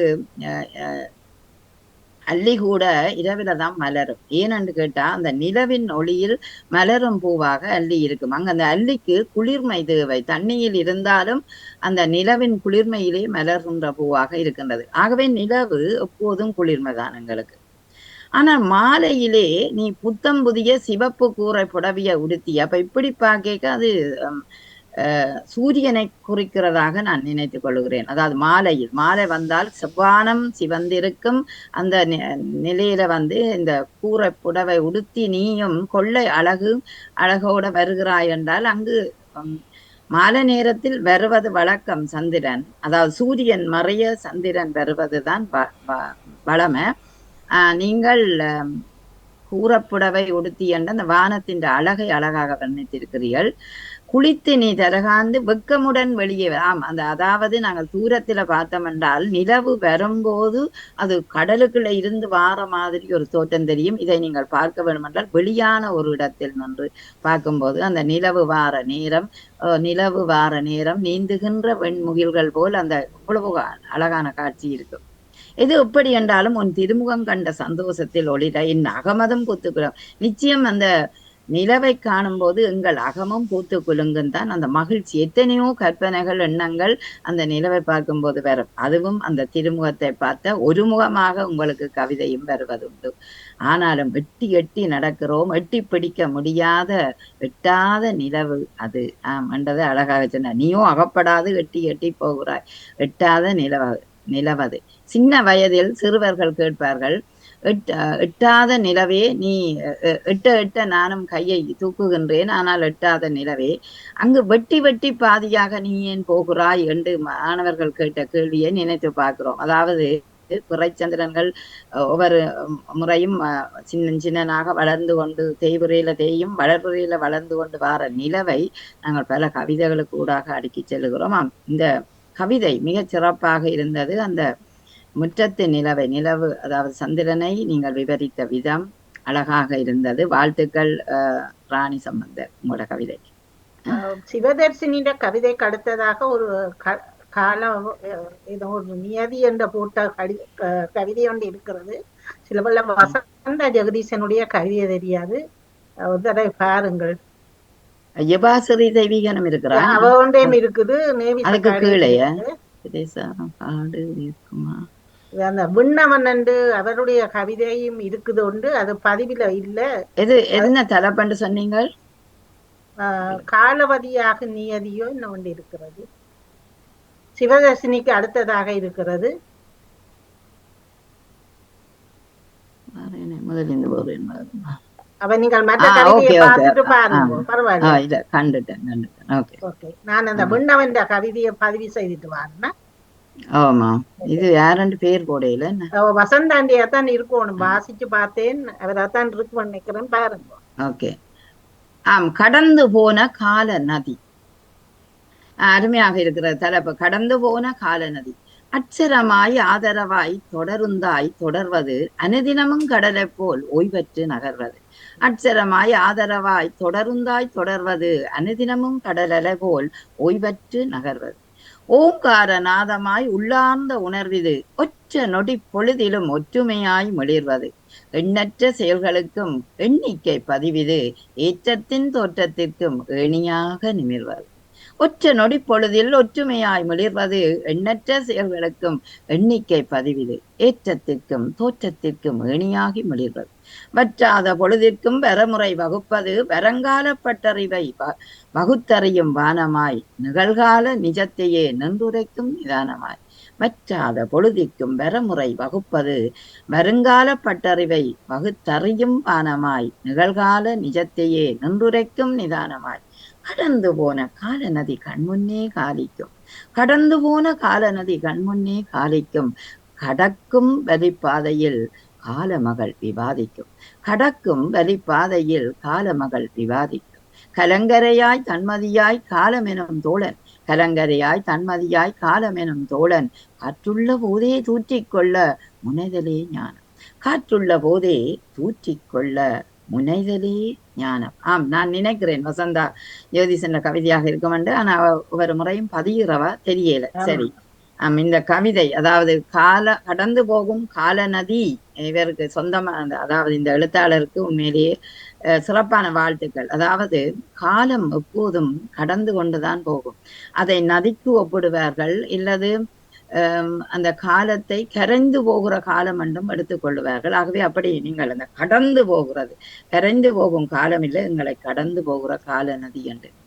ஒரு தொடர்ந்து போய்விட்டால் நாங்கள் நிற்கின்றோம், எங்களை ஏத்தாமல் போய்விட்டது, நாங்க பிந்தி விட்டோம் என்றால் அந்த தொடர்ந்துக்கு கைகாட்டி பிரயோசனம் இல்லை. காலமகள், அதாவது நீங்கள் காலந்தாத்தி வந்துவிட்டீர்கள், ஆகவே அந்த பஸ் போய்விடும். அது மாதிரி அச்சரமாய் ஆதரவாய் தொடர்ந்தாய் எங்களோட தொடர்ந்து கொண்டு வந்தாலும் அந்த காலம் எங்களை விடுபட்டு கொண்டே செல்லும். ஒரு ஓய்வற்ற கடல் அலை, அதுவும் நாங்கள் காலத்துக்கு சொல்லுவோம். அந்த எப்படி சொல்லுவோம், கடல் அலை போல அந்த காலம் நகர்கின்றது என்று சொல்லுவோம். ஆகவே அந்த உபமானவை நீங்கள் அழகாக கொண்டு வந்தீர்கள். ஆனா ஓங்கார நாதமாக எங்களோட உணர்வு எப்போதும் ஓம்கார நாதம், ஓம் என்ற மந்திரத்தை சொல்லி பாருங்கள், அடி வயிறு அப்படியே ஒரு நாதமாக வரும். அதனால்தான் இறைவனை ஓம் சிவாய நமக, ஓம் பிள்ளையார் நமக என்று சொல்லி பாருங்கள். இதுவே உங்களுக்கு ஒரு நல்ல மூச்சு பயிற்சிக்கு உதாரணமாக அமைவதுண்டு. அதனால் எங்களோட சமயத்துல ஓம் என்ற மந்திரத்தை போற்றுகின்றவர்கள் பலராக இருக்கிறார். ஆனால் ஒற்ற நொடி பொழுதில் ஒற்றுமையாய் மிளிர்வது, அதுதான் கஷ்டமாக இருக்குது. அந்த ஒற்றுமையை ஒன்று சேர்க்கின்ற வாழ்க்கை காலம் மிகவும் கடினம் எல்லோருக்கும். ஆனாலும் இந்த காலம் ஒற்றுமையாக நகர்கிறதை அவர் சொன்னார். எண்ணற்ற செயல்களுக்கும் ஏற்றத்திற்கும் தோற்றத்திற்கும் ஏணியாக நீதானே விளங்குகின்றாய். அப்படி பார்க்க ஒரு வருங்கால பட்டறிவை வகுத்தறியும் வானமாய், நிகழ்கால நிஜத்தையே நின்றுரைக்க நிதானமாய். நாங்க சொல்றோம் காலம் என்னும் வானத்தில் என்று சொல்லுவோம் ஒரு கவிதைக்கு, காலம் எனும் வானத்தில். நான் நினைக்கிறேன் இதே தரப்பாடு பண்றக்கண்டு வருகிறது. காலம் எனும் வானத்தில் கடந்து செல்கின்றோம், காலம் எனும் வானத்தில். இப்படி அந்த வானத்தை பார்க்கும்போது அது ஒவ்வொரு நாளுமே வித்தியாசமான ஒரு தோற்றத்தை எங்களுக்கு தரும். இன்றைக்கு மழை மப்பா இருக்கும், நாளைக்கு நெல்ல வெளிப்பா இருக்கும், இன்னொரு நாள் அப்படியே நீல கடலாக நிமிர்ந்து நிற்கின்ற ஒரு வானமாக இருக்கும். அப்படியான நேரங்கள்ல கூட அந்த வானத்தை நீங்க பார்க்கும்போது ஒரு அறிவு, அதாவது தெளிந்த அறிவு, அல்லது உங்களோட கேள்விக்கு ஒரு தீர்வு, அதை விட அந்த தெளிந்த வானமும் தேடுகின்ற உறவுகளும் அந்த நினைத்து பார்க்கும்போது எங்களுக்கு அது ஒரு ஏதாவது ஒரு அறிவை, ஏதோ ஒரு ஒன்றை தந்து விட்டு செல்லும் போல நினைக்கிறோம் சில நேரம். இப்ப இவரும் சொல்றார், வருங்கால பட்டர்வை வகுத்தறியும் வானமாய். நாங்கள் நேரத்தை வானத்தை பார்த்து சூரியனை பார்த்து நேரத்தை சொல்லுவோம். கிட்டத்தட்ட இப்ப 7 மணி ஆகிறது, அல்லது 12 உச்சியில நின்றால் 12 மணி ஆகிறது. இப்ப இஞ்சால வர 4 மணி 3 மணி என்று எங்கட மக்கள் முன்னோர்கள் காலத்தை சூரியனை பார்த்து கணக்கிட்டதும் ஒன்றுதான். இது மாதிரி கடந்து போன நதியும் எங்களை காலிக்கும் அண்டு இதுல சொல்லிக்குள்ள கடந்து போன காலநதி கண்முன்னே காலிக்கும் என்றால் சூரியன் உதிக்கிறதை சொல்லுவார்கள் காலிக்கும் அண்டு. ஆகவே அருமையான ஒரு சொல்லை பயன்படுத்தி இருக்கிறார். அந்த காலம் என்னும் நதி கூட காலிக்கிறது. ஆகவே சூரியன் எங்களுக்கு உதிக்கிறதை அவர் அழகாக சொன்னார். அந்த கடந்து வந்த பாதை காலமகள் விவாதிக்கும். நிச்சயமாக ஒரு நிகழ்வு நடந்து முடிந்தால் இரவு படுக்க போகும்போது எங்கள் மனம் விவாதிக்கும். இப்படி செய்திருக்கலாமே, இப்படி கூப்பிட்டிருக்கலாமே, இன்னும் இதை இப்படி செய்திருக்கலாமே என்ற ஒரு நிலை நினைக்கிறது. அன்று நான் பிள்ளையாருக்கு குடை செய்தேன். அந்த குடியில எத்தனையோ வகையாக செய்யலாமே, இப்படி வண்ணம் போடும், இப்படி வண்ணம். அப்ப பெற்றோரும் ஒவ்வொருத்தரும் ஒவ்வொன்று செய்யல அந்த காட்டி கொடுத்த ஒரு சின்ன பொறிதான், ஆனால் அதை பலவிதமாக பார்க்கக்கூடிய வகை உருவாகுதல். அதனால எங்களுக்கு அது விவாதிக்கும். ஐயோ நாங்க இப்படி செய்திருக்கலாம், அப்படி செய்திருக்கலாம் என்ற இரவு அதை விவாதிக்கும். ஒரு நிகழ்வுக்கு பின்னர் எல்லோருக்குமே அது இருக்கும். அதாவது அந்த திருப்தி இருந்தாலும் திருப்தி இன்மை இருப்பது உண்மை. அந்த வகையிலே இவர் சொல்றார், கடக்கும் வழிப்பாதையில் கால மகள் எப்போதும் விவாதிக்கும். கலங்கரையாய் தன்மதியாய் காலம் எனும் தோழர். அதாவது கலங்கரை விளக்கை நாங்கள் தூரத்துல நின்று பார்க்கக்கூடியதாக இருக்குது. அது நல்ல ஒளியை தரக்கூடியது. கப்பல்களுக்கு வழிகாட்டியாக இருப்பது கலங்கரை விளக்கு. அப்ப அதுபோல ஒரு தன்மதியாக ஒளிகின்ற ஒரு காலமாக அவர் பார்க்கிறார் அந்த காலம் எனும் தோழர். ஆதலால் காலம் எங்களை கடந்து போகிறதல்லவா, காலம் இருக்கும் போதுதான் நீங்கள் செய்ய வேணும் எந்த விடயத்தை. காற்றுள்ள போதே தூற்றிக்கொள்ள முனைதலே ஞானம். அத்தனை அவருடைய கவிதை வரிகளுக்குள்ளும் இந்த வரியை நீங்க நினைத்து பார்த்தால் கடந்து போகிற காலத்தை நீங்கள் பிடிக்க முடியாது. ஆகவே இருக்கின்ற இந்த நிகழ்காலத்தை வளமாக நீங்கள் பயன்படுத்த வேண்டும் என்பதுதான் காற்றுள்ள போதே தூற்றிக்கொள் என்ற பழமொழியையும் அதுக்குள்ள கொண்டு இதுதான் ஞானம், அதாவது இதுதான் அறிவு என்பதை ஆழமாக தந்த வசந்தா ஜெகதீசனுக்கு நான் நினைக்கிறேன் வசந்தாவைத்தான் இருக்கும். ஆமா, இல்லாவிட்டாலும் இந்த கடந்து போகும் காலநிலைக்கு சொந்தக்கார எழுத்தாளருக்கு உண்மையிலேயே சிறப்பான வாழ்த்துக்கள், பாராட்டுக்கள். நல்ல ஒரு பட்ட அறிவை நீங்கள் இதுக்குள்ள புகுத்தி இருக்கிறீர்கள். இயற்கையோடு சேர்ந்த இளைவான வசன ஓட்டம் ஒரு நல்ல கருத்துணர்வை எங்களுக்கு தந்திருக்கிறது. வாழ்த்துக்கள், பாராட்டு. சிறப்பு. அடுத்து ஜபாஸ்ரீ தெய்வீகன் அவர்கள், உங்களுக்கு வாசிக்க இது பண்ணா நான் உதவி செய்கிறேன், நீங்கள் வாசிக்கிறேன்டா சொல்லுங்க. அது சின்ன வரி தானே, நான் வாசிக்கிறேன். என்ன 2 பேருடையதான் இருக்கிறது. ஓகே, அடுத்ததை நீங்கள் அப்படி என்ன வாசிங்க. Okay, Jabashree Theivigan, Canada. என்ன தலைப்பு? ஏமாளியாகதே தோழி. அதுதான் தலைப்பா அல்லது அது கவிதைக்கு வந்திருக்கிறது? ஏமாளியாகாதேதான் தலைப்பு. அதே தலைப்பு. ஓகே, ஆமாம். ஜபாஸ்ரீ தெய்வீகன், கனடா. ஏமாளியாகாதே தோழி. ஏமாளியாகாதே தோழி எதையும் தள்ளி வைக்காது. ஏமாளியாகாதே தோழி எதையும் தள்ளி வைக்காதே. தேனாக பேசி பலர் தெருவிற்கு இழுத்து விடுவினாம். தேனாய் பேசி பலர் தெருவிற்கு இழுத்து விடுவினாம். கண்டதையும் நம்பாதே கண்மூடித்தனமாய் வாழாதே. கண்டதையும் நம்பாதே கண்மூடித்தனமாய் வாழாதே. அறிவு பூர்வமாய் ஆராய்ந்திடு, ஏமாற்றம் உன்னை அணுகாதே. கண்டதையும் நம்பாதே கண்மூடித்தனமாய் வாழாதே. அறிவு பூர்வமாய் ஆராய்ந்திடு, ஏமாற்றம் உன்னை அணுகாது. துண்ணிய நெஞ்சமும் தெளிந்த நல்லறிவும் கொள். துண்ணிய நெஞ்சமும் தெளிந்த நல்லறிவும் கொள். தினம் இறைவனை பிரார்த்தி தீங்கு நினைக்காதே பிறகு. தினம் இறைவனை பிரார்த்தி தீங்கு நினைக்காதே பிறகு. உழைப்பை உயர்வாய் நம்பிடு, ஊருக்கு கொஞ்சம் உதவிடு. வலிமை கொண்டவள் நீ வாழ்ந்திடு, ஏமாளியாகாதே. உழைப்பை உயர்வாய் நம்பிடு, ஊருக்குள் கொஞ்சம் உதவிடு. ஊருக்குள் கொஞ்சம் உதவிடு. வலிமை கொண்டவள் நீ வாழ்ந்திடு, ஏமாளியாகாதே. அருமையான ஒரு தலைப்போட வந்திருக்கிறார். எப்போதும் பெண்களுக்கு ஒரு எச்சரிக்கை சொல்வார்கள், ஏமாளியாகாதே. அதாவது நீ ஏமாற்றம் அடைந்து ஒரு ஏமாளியாகவும் ஒன்றும் தெரியாதவராகவும் ஒரு காலமும் நிற்காதே தோழி என்பதை அழகாக அந்த தோழிக்கு சொல்லி வைக்கிறார். எதையும் தள்ளி வைக்காதே, இவரையும் எதையும் தள்ளி வைக்காதே, எல்லாம் தேனாய் பேசி பிறர் தெருவுக்கும் இழுத்து விடுவினம், ஆகவே நீ ஜாக்கிரதையாக இது என்று ஒரு பெண்ணுக்கு சொல்ல போல் இருந்தது. கண்டதையும் நம்பாதே, நிச்சயம், அதாவது கண்ணால் கண்டாலும் காதால் கேட்டாலும் தீர விசாரித்து அறிவதே சிறப்பு என்று சொல்லுவார்கள்.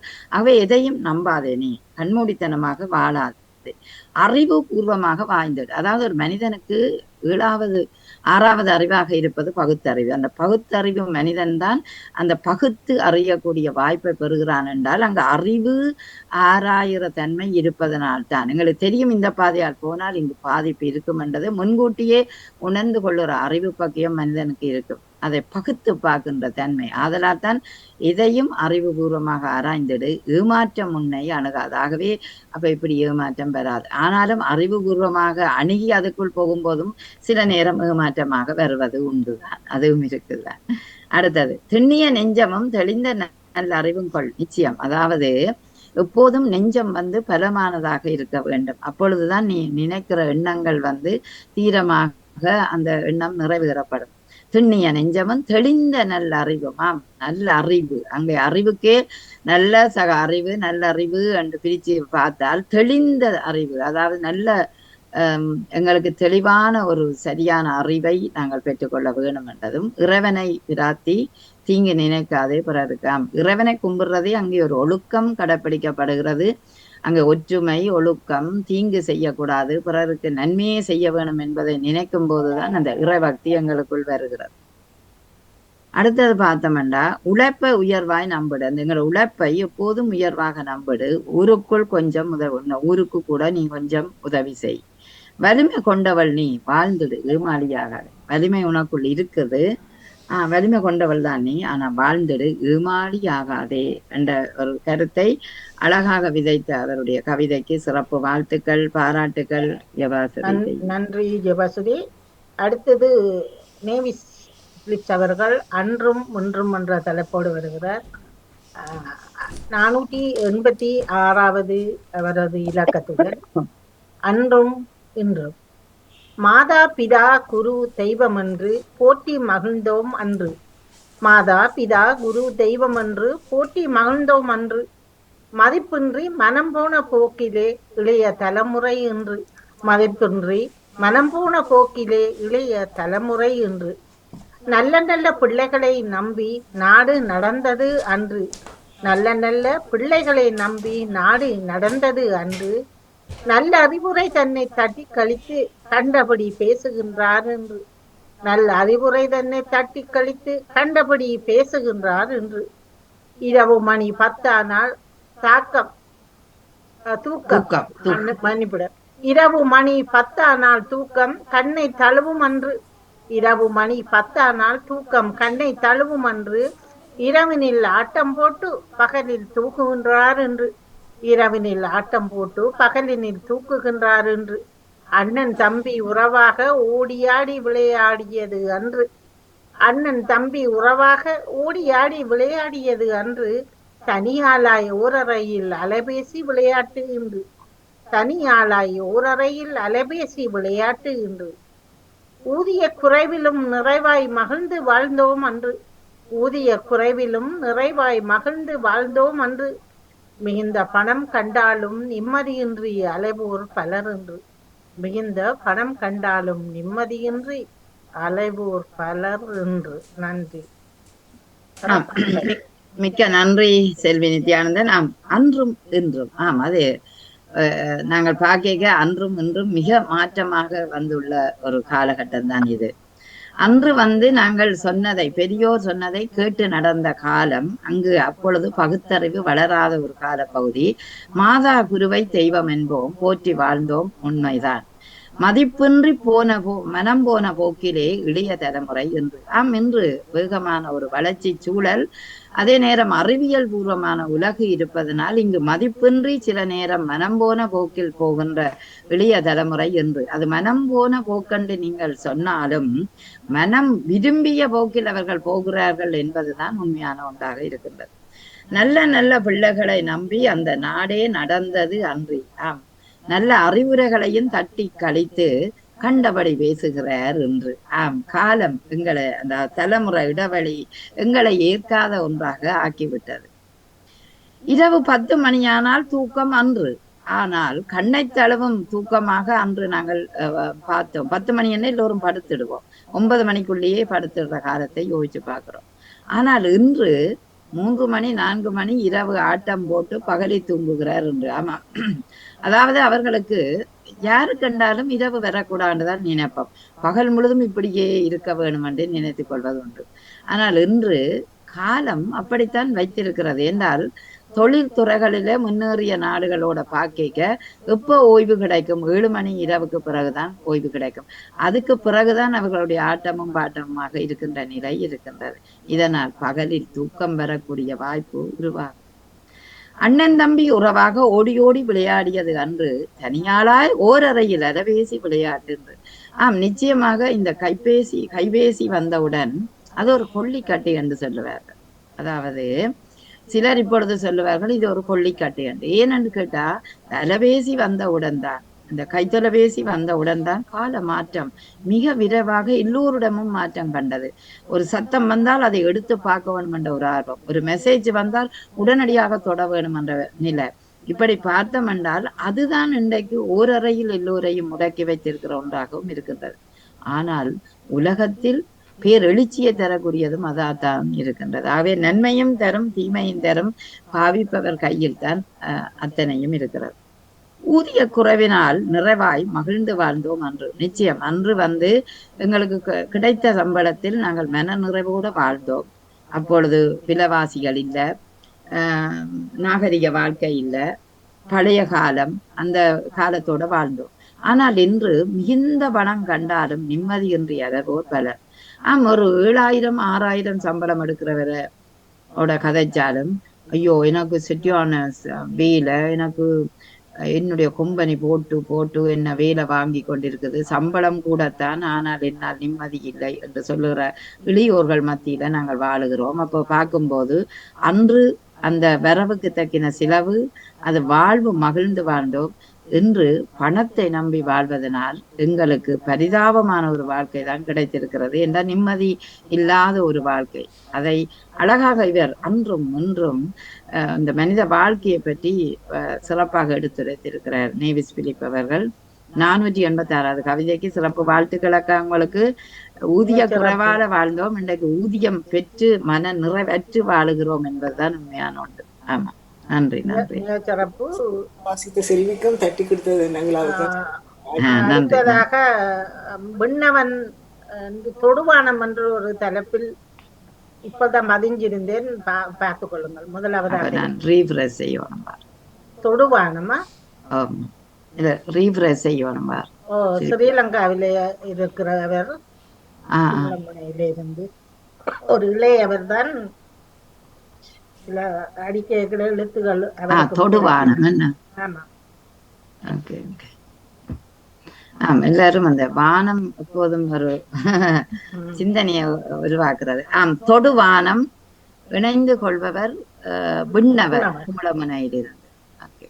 குமுளமுனைய கைதொடும் தூரம் போல் தெரிந்தாயே அருகில், கைதொடும் தூரம் போல் தெரிந்தாயே அருகில், வந்தாலோ தொலை தூரம் சென்றாயே பல உறவுகளைப் போல், வந்தாலோ தொலை தூரம் சென்றாயே சில உறவுகளைப் போல், உன்னுள்ளே விதைகளோ எத்தனை அதை காண என்னுள்ளே ஆவல்களோ அத்தனை, உன்னுள்ளே உன்னுள்ளே விந்தைகளோ எத்தனை அதை காண என்னுள்ளே ஆவல்களோ அத்தனை, நீயோ பெருமுயரத்தில் இருந்த போதிலுமே என்னை போன்றே தனிமையில் இருளிலே வாடுகின்றாய், நீயோ பெருமுயரத்திலே இருந்த போதிலும் என்னை போன்றே தனிமையின் இருளிலே வாடுகின்றாயே, நீ உன் சோகங்கள் மறைத்து பிரகாசமாய் காட்சி தந்த போதிலுமே, நீ உன் சோகங்கள் மறைத்து பிரகாசமாய் காட்சி தந்த போதிலுமே, உன் சோகங்கள் எல்லை கடந்த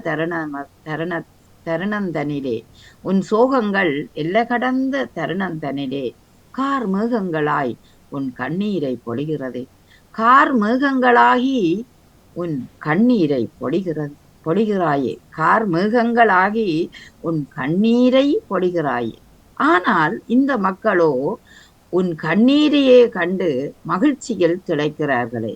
ஆனால் இந்த மக்களோ உன் கண்ணீரை கண்டு மகிழ்ச்சியில் திளைக்கிறார்களே. இவர்களை நானோ என்ன சொல்லட்டும்? இவர்களை நானோ என்ன சொல்லட்டும்? சுயநலம் பேணும் இவ்வுலகில் பிறர் நலம் பேணுவது நீ மட்டுமே. சுயநலம் பேணும் இவ்வுலகில் பிறர் நலம் பேணுவது நீ மட்டுமே. ஆதலால் தான் என்னவோ நீ யாரும் தொடர முடியாத உயரத்திலே தொடுவானமாய் உள்ளாய் போலும். ஆதலால் தான் என்னவோ நீ யாரும் தொடர முடியாத உயரத்திலே தொடுவானமாய் உள்ளாய் போலும். ஆம், விண்ணவன் மிக அழகாக எழுதியிருக்கிறீர்கள். முதலாவது கவிதையாக தொடுவானம் இருக்கிறது. நீங்கள் இனி கவிதையில் தொடர்ந்து எழுத வேணும் அந்த வானம் போல் என்று உங்களை வாழ்த்தி கொள்ளுகிறோம். சிறப்பான அந்த தலைப்பு மிக பிடித்து கொண்டது. அந்த கையோடு தூரம் போல் தெரிந்தாய் அருகில். நாங்கள் நினைக்கிறோம் கை தொடும் தூரம் என்று சொல்லுகிறோம், ஆனால் அது உண்மையாக தொட முடியாத ஒரு தூரத்திலே நீ இருக்கின்றாய். ஆகவே தொடுவானம் என்று பத்திரிகை கூட வந்ததை நாம் பார்க்கின்றோம். நீங்கள் அந்த தொலைதூரம் சென்றாலே சில உறவு அது வந்தா இப்ப சில நேரம் சில உறவுகள் அருகில வந்தாலும் அவை ஏதோ தொலைதூரம் சென்ற உறவுகள் மாதிரி அந்த அந்நியம் இல்லாத ஒரு நிலை இருக்கும். அதாவது தூரம், அவர்களுக்கிடையே விரிசல்கள் அதிகமாக இருக்கும். ஆனால் உன்னுள் விந்தைகளோ பல, எத்தனையோ விந்தைகளை சூரியன் எங்களுக்கு காட்டுவார், வானம் எங்களுக்கு காட்டும், நிலவு எங்களுக்கு காட்டும் என்று சொல்லுவோம். அதாவது விண்மீன்கள் தொடக்கம் வானத்தை பார்த்தால் கற்பனையில் எண்ணத்தில் விரிகின்ற பரப்புகள் நிறைய. ஆனால் நாங்கள் நினைக்கின்ற எங்கள் உறவுகளோ அப்படியே அல்ல. அவர்களுக்குள்ளேயே விந்தைகளோ அல்லது எத்தனையோ காண முடிகின்றது நாங்க பார்க்கிறோம். அவைக்கு விந்தை என்றவுடன் அந்த விட்டு பிரிகிற தூரங்கள் அதிகமாக இருக்கின்றது. ஆனா நீயும் உயரத்தில் இருந்தாலும் தனிமையில் தான் இருக்கின்றாய். என்போன்று தனிமையின் இருளிலே வாடுகின்றாய். நாம் சூரியன் இருளிலே ஒருபோதும் இருப்பதில்லை விண்ணவன். காரணம், சூரியன் ஒளிப்பிளம்பாகவே தோன்றுகின்றான். எப்ப எங்களுக்கு பூமி சூரியனை சுற்றுவதனால் தான் எங்களுக்கு இரவு பகல் வருகிறது. எப்போ சூரியன் பூமி வந்து சூரியன் படும்படி இருந்தால் பகலாக இருக்கும், பூமி மற்ற பக்கம் திரும்பும் போது எங்களுக்கு இரவாக இருக்கும். அதனால்தான் எங்களுக்கு இருளில் வாடுகிறாய் என்று நீங்கள் நினைத்து கொள்ளலாம். எங்களுக்கு இரவு வரைக்கும் நீ இருளில் வாடுகிறாய் என்று. ஆனால் சூரியன் ஒளிப்பிளம்பாகத்தான் எப்போதும் இருப்பான். அதுபோல, அதாவது இந்த இருளை அவர் எடுத்ததுக்கு காரணம் ஒரு சோகங்கள். உன் சோகங்கள் வந்து நீ மறைத்து பிரகாசமாயிருப்பாய். நிச்சயமாக அந்த சோகங்கள் இரவு நேரத்தில் தான் அந்த வாட்டிக்கொள்வது உண்மை. ஆனால் நீ காட்சி தந்த போதிலும் உன் சோகங்கள் எல்லை கடந்த தருணத்திலே கார்மேகங்களாகி சூரியன் ஒளிப்பிளம்பாக இருப்பது, ஆனா முகில்கள் தான் கருமுகில்கள், வெண்முகில்களாக இருக்கிறபடியால் அவர்களுடைய மாற்றத்திலே, அதாவது வானத்தின் அந்த முகில்களுடைய ஓட்டத்திலே அங்க கருமுகில்களை காட்டும் போது சூரியனை மறைக்கக்கூடிய நிலை இருக்கின்றது. இவர்கள் இப்படித்தான் இந்த மக்களும் சிலர் கண்ணீரை கண்டு மகிழ்ச்சியில் திளைக்கிறார்கள், சிலர் கண்ணீரை கண்டு சோகத்திலும் இருக்கிறார்கள். ஆனால் அந்த கண்ணீரை கண்டு பல விடயங்களை சொல்வார்கள் பலர். ஆனா இவர்களை நீங்கள் இவர்களை நானோ என்ன சொல்லட்டும், என்ன நான் சொல்வேன் என்று வந்தா நன்றா இருக்கும் போல. இவர்களை நானோ என்ன சொல்வேன்? சரி, சுயநலம் பேணும் இவ்வுலகில் பிறநலம் பேணுவது நீ மட்டும்தான். நிச்சயமாக, அதாவது சூரியன் இந்த நாடுகளுக்கு போனாலும் எங்களுக்கு மேலே இருப்பதை நாங்க பார்க்கிறோம். அதாவது எந்த இடத்துக்கு போனாலும் எங்களோட வாரார் மாதிரி இருக்கும். ஆகவே இந்த சுயநலம் பேணுறது மானிடர் புவியில், ஆனா வானத்திலோ நீ பிறர் நலம் பேணுவதாக மட்டும் இருக்கின்றாய். அதனால் தான் என்னவோ உன்னை தொட முடியாத தூரத்திலே தொடுவானமாய் உள்ளாய். உன்னை தொட முடியாத ஒரு தூரத்திலே நீ தொடுவானமாக இருக்கின்றாய். நிச்சயமாக உண்மை. ஆனால் மனிதன் இன்று விஞ்ஞான வளர்ச்சியில் நிலவையும் தொட்டு விட்டான், வானத்தையும் தொட்டு விட்டான் என்பதும் உண்மை. ஆனா நாங்க கற்பனையில் பார்க்கும்போது தொட முடியாத ஒரு தூரம் என்று சொல்லுவோம். இன்றைக்கு அதையும் தொடக்கூடிய நிலையில விண்வெளியை கிழித்து நிலவை கண்டு பிடிக்கிற அளவுக்கு மனிதன் வந்து விட்டான் என்பது உண்மை. ஆகவே உங்களோட எண்ணம் வந்து அந்த உறவுகளை உண்மையாக அந்த தொடுவானம் போல இருக்க வேண்டிய உறவுகள் அதாவது தொட்டுவிட முடியாத தூரத்தில் எட்ட நிற்கிறார்கள் என்பதுதான் உங்களுடைய ஆழமான நிலை. அதனால் உங்களுக்கு கண்ணீரும் கம்பலையும் இருக்கின்றது. அதை கூட அவர்கள் நினைக்காத ஒரு கார்மேகங்கள் போல் இருக்கிறார்களே என்று அழகாக உவமித்தது சிறப்பாக இருந்தது. வாழ்த்துக்கள் பண்ணவன். தொடருங்கள் என்று உங்களை மிக சிறப்பு ஆரம்ப கவிதை மிக மிக சிறப்பாக இருந்தது. தொடர்ந்து எழுதுங்கள். அதை எழுதி போட்டு திரும்பி ஒருக்கா வாசிச்சிங்களா தற்சமயம் அது எழுத்து பிள்ளைகள் உங்களுக்கு பார்க்கறதுக்கு இலகுவாக இருக்கும். அதையும் பார்த்து கொள்ளுங்கள். ஆமா, தெரிந்தாயோ கைதொடும் தூரம் போல் தெரிந்தாயே என்று வரணும். ஆமா, சில எழுதுகள் மிக மிக சிறப்பு.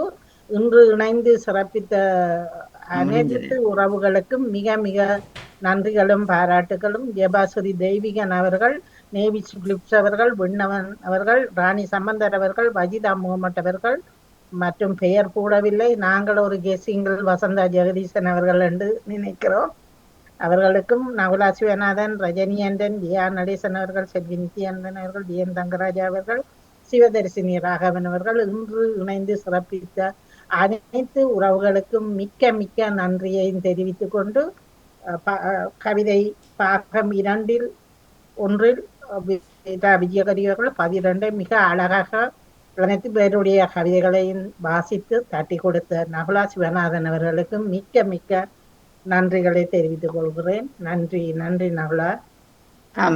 இதுவரை நேரமும் வந்து இணைந்து கொள்ளுங்கள். நகுலா சிவநாதன் இருக்கிறார். இதுவரை நேரமும் மிக சிறப்பாக கவிதைகளை பல்வேறு தலைப்புகளின் ஊடாக ஒரு பரிணாமமாக விரிந்த இந்த கவிதை நேரம் மிகச் சிறப்பாக இருந்தது. உங்களோட கற்பனைகள், எண்ணங்கள், அறிவுகள் அத்தனையிலையும் செதுக்கிய இந்த கவிதைகள் மிக அழகாக இருந்தது. பாம்பத்தில் நீங்கள் பதிந்து கொள்ளுவது சிறப்பு. அந்த வகையிலே எழுத்து கவிதைகள் இன்பமுடன் நிறைவு பெற்றது. காணொளி கவிதைகளை மிகச் சிறப்பாக தட்டி கொடுத்த விஜயகௌரிக்கு நன்றி கூறி, பகுதி 2க்கும் நன்றி கூறி, தொழில்நுட்பத்தில் இருந்த செல்வி நித்யானந்தனுக்கு நன்றி கூறி உங்களிடமிருந்து விடைபெறுகிறேன். நன்றி, வணக்கம். நன்றி நன்றி நகுலா. நன்றி நன்றி, வணக்கம். கேட்டுக்கொண்ட இந்த இரு உறவுகள் யாராவது நீங்கள் கட்டி கொடுக்க இணைந்தால் வந்து சொன்னால் நாங்கள் விடைபெற்றுக் கொள்ளலாம். வாணி எங்க போயிட்டா இன்றைக்கு? ஆமா ஆமா, நேவிசக்கா நிக்கிறா. நான் நினைக்கிறேன் நேவிசக்கா இணைஞ்சவர் முதல். வணக்கம் செல்வி, வணக்கம் நகுலா. உங்களுக்கு அன்பான வாழ்த்துக்களையும் வணக்கங்களையும் கூறிக்கொண்டு இன்றைய கவிதைகள் வந்து காணொலி கவிதைகளாக வந்தது. ஜப்பான் நாட்டின் அழகை பற்றி நகுலா அவர்கள் மிகவும் சிறப்பாக வர்ணித்திருந்தீர்கள். உங்களுக்கும் வாழ்த்துக்கள். உறவுகளே என்று ரஜினி அண்டன், வேர்களை பற்றி ஜெயம் தங்கராஜா அவர்கள், வருகையோ உனது என்ற ஒரு இதோட சிவதர்சினி அவர்களின் கவிதை வந்திருந்தது. அன்னை தெரேசாவை பற்றி அவர்களுடைய பிறந்த நாளிலே, அன்னை தெரேசா 26 பிறந்த நாளிலே அன்னை தெரேசா அவர்களை பற்றி ஜெயா நடேசன் அவர்கள் கொண்டு வந்திருந்தார்கள். விடுமுறையை பற்றி செல்வி நித்யானந்தன், பள்ளி விடுமுறைகள் முடிய போகிறது, பள்ளிகள் தொடங்க போகிறது, அந்த விடுமுறையை பற்றி செல்வி நித்யானந்தன் அவர்கள். நெல்லும் வயல்காடும் என்று வஜிதா முகமட் அவர்கள். முற்றத்து நிலவு என்று ராணி சம்பந்தர் அவர்கள் அழகாக வர்ணித்திருந்தார் நிலவை பற்றி. கடந்து போகுமோ காலம் என்று வசந்தா ஜெகதீசன் அவர்களுக்கு சொல்லியிருந்தீர்கள். என்னது ஏமாளியாகாதே பெண்ணே என்று ஜெயபா ஸ்ரீ அவர்கள். அன்றும் இன்றும் நான் எழுதினேன் பிலிப்பவர்கள். தொடுவானம் என்று விண்ணவன், இளங்கவிஞன் விண்ணவன் வந்திருந்தார். தொடுவானத்தை பற்றி எழுதியிருந்தார். மிகவும் சிறப்பாக இருந்தது. ஒரு 11 பேரோ இன்னும் கவிதை தான், 2, 4, 6, 8, 10, 12 பேர் தான் இன்று எழுதியிருக்கிறார்கள். கவிதை மிகவும் குறைந்து விட்டது. எல்லோருக்கும் வாழ்த்துக்கள். மிகவும் சிறப்பான கவிதைகளாக இருந்தது. எழுதியவர்கள் அத்தனை பேருக்கும் வாழ்த்துக்கள். நகுலா சிவநாதன் அவர்களுக்கும் செல்வி தொகுப்பாளியாக இருந்து இந்த செல்வி நித்யானந்தன் அவர்களுக்கும் அன்பான வாழ்த்துக்கள். நன்றி, வணக்கம். நன்றி அக்கா. மிக சிறப்பாக எல்லோருடைய பெயர்களையும் சொல்லி எல்லோருடைய கவிதையையும் தட்டி கொடுத்தீர்கள். மிக சிறப்பாக்கா, மிக சிறப்பு. வாழ்த்துக்கள். நன்றி அக்கா. நன்றி நன்றி நகுலா. மீண்டும் நன்றி நகுலா. உங்களுக்கு தொடர்ந்து கொள்வோம். இன்றைய தினம் இடம்பெற்ற நிகழ்வுகள் அனைத்துக்கும் மிக்க மிக்க நன்றிகளை தெரிவித்துக் கொண்டு கட்டி கொடுப்பில் இணைந்திருந்த அனைவருக்கும் நன்றி. இன்றைய தினம் இணைந்த அனைவருக்கும் நன்றியினை தெரிவித்துக் கொண்டு மீண்டும் நாளைய தினம் சந்தித்துக் கொள்வோம். நன்றி அன்புறவுகளே. நன்றி, வணக்கம். அடுத்த வார தலைப்பையும் தந்துட்டாங்கன்னா அதுதான் சொல்லி இருந்தோம். பெரிய இல்ல, பாப்போம். ஆமா, நேரத்தோட வந்தா நல்லா இருக்கும். ஆமா, நன்றி, வணக்கம் செல்வி. நன்றி நன்றி அக்கா. நன்றி. நன்றி, விடைபெறும்.